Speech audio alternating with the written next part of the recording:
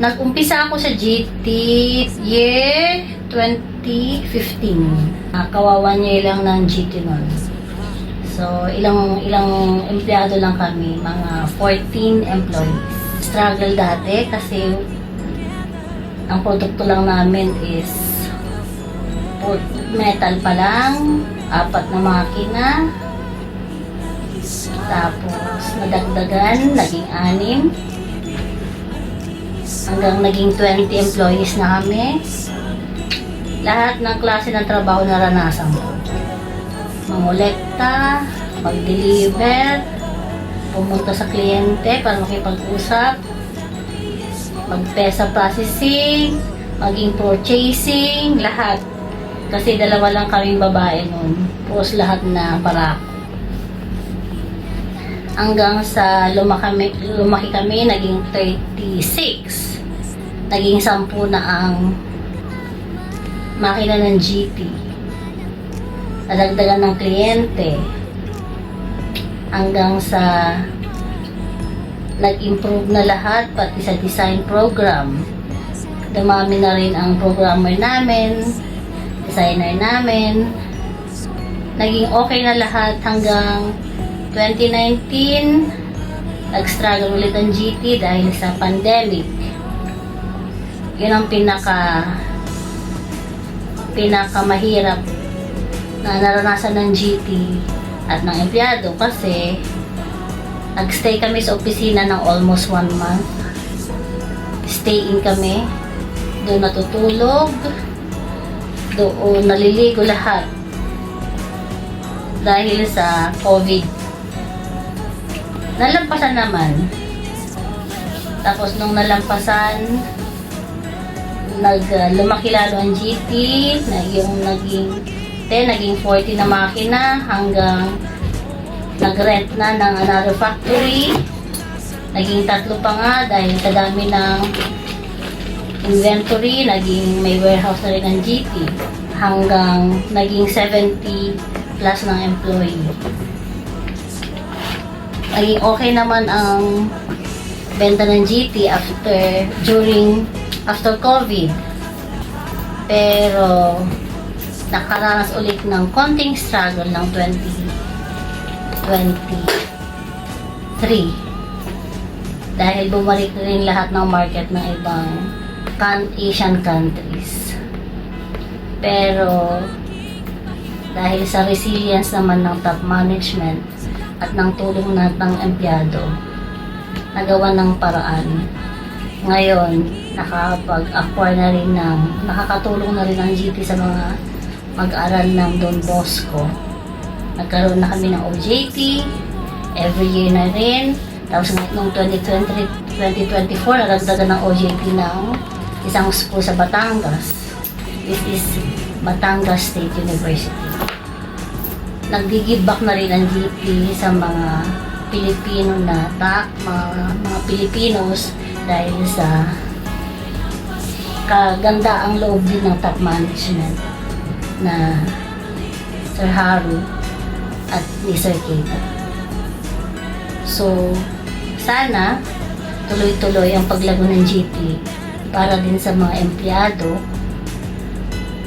at para na lumaki at dumami pa ang matulungan. Yun po, maraming salamat. Merry Christmas. Sa GT, dito ko nagkameron ng nabigyan ng magandang kinabukasan o magandang edukasyon ang aking mga anak. At nagkameron ng buhay ang aking kinabukasan. So, nagpapasalamat ako sa GT na siya nagbigay buhay sa aking pamilya. So, nag-start kami sa GT ay walang feasibility study. So, nagsimula lang ito dahil nakita na ni Sir Haru magandang opportunity sa nakita sa publication, and then in-sponsor naman ng Amy para magkameron ng certification paggawa ng mga jigs. So, napakahirap at wala namang feasibility study. So, naghahanap ng mga idea kung paano makapagawa ng mga jigs. And then, napakahirap din na kumuha ng sales. At yung mga, wala naman tayong mga kasangga sa mga customer natin ngayon. So, ginawa na natin ang paraan kung paano magkameron ng magandang relasyon sa ating mga customer hanggang doon tayo nagsimula para magkameron tayo ng order. I think 2019 nung nag-work ako sa GP. Pero actually before, naging employer ko na si Sir Haro back in 2012 or 13. So bali naka 6 years din ako dun sa kanyang other company, which is hanggang ngayon is operational pa. Sa experience ko being as a GT employee, sa tingin ko nag-struggle din naman si GT from the beginning up until now. Meron pa rin naman struggle, pero lately mga ilang 1 to 2 years nagiging klaro na, nagiging clear na yung ating direction as a company.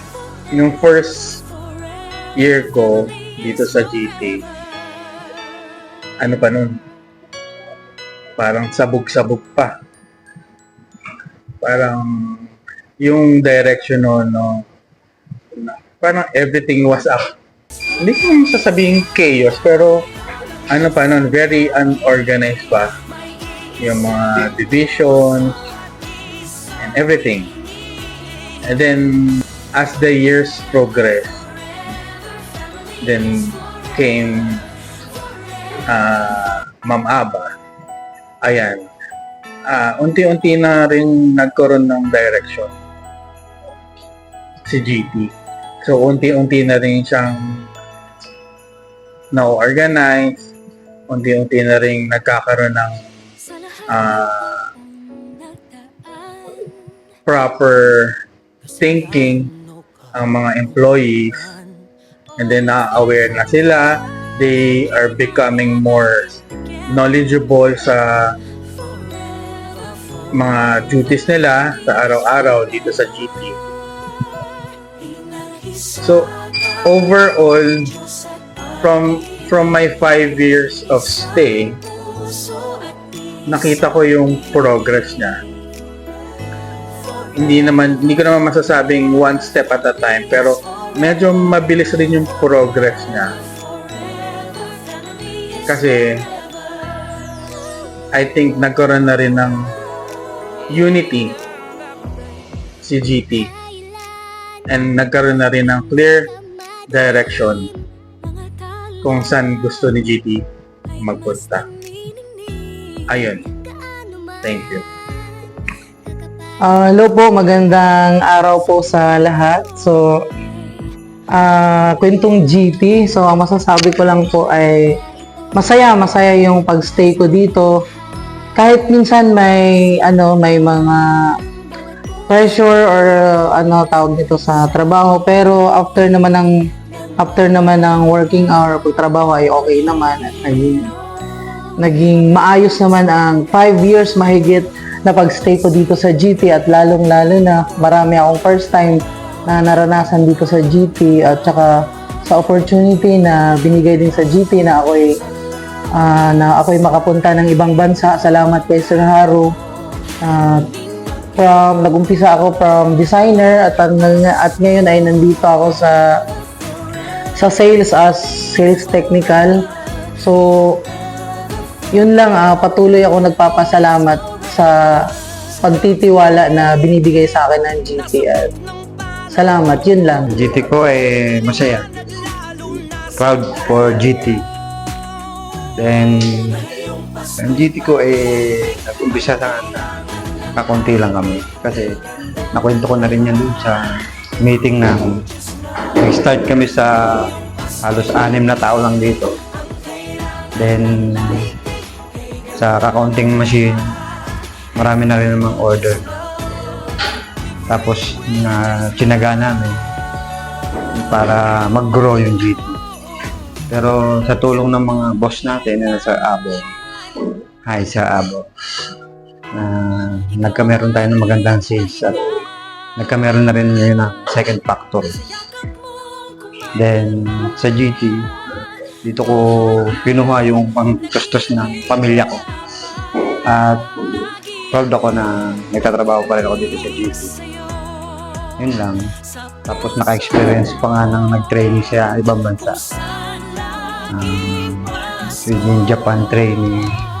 Then, enjoy naman sa pamamalagi ko sa GT. Thank you.